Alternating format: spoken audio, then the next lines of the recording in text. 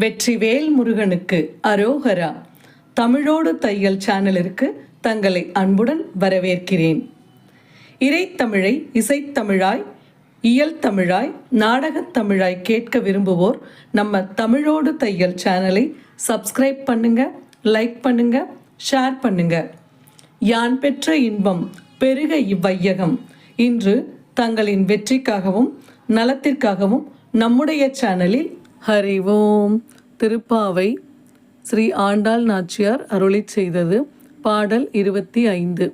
நீயோ ஒருவன் அன்னையர் இருவர்.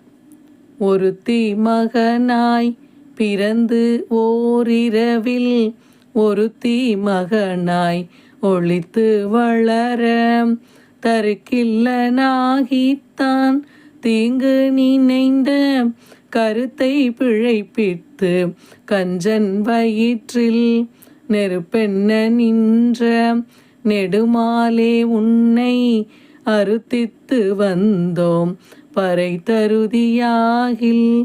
திருத்தக்க செல்வமும் சேவகமும் யாம் பாடி வருத்தமும் தீர்ந்து மகிழ்ந்தேலோரெம்பாவாய். விளக்கம். எங்களிடம் மிகுந்த கருணை உடைய திருமாலான கண்ணனே, ஒப்பற்ற தேவகியின் மகனாக பிறந்தாய். பிறந்த அதே இரவில் வேறொருத்தியான நிகரற்ற யசோதையின் மகனாக மாற்றப்பட்டு கம்சனுக்காக ஒளிந்து வாழ்ந்தாய்.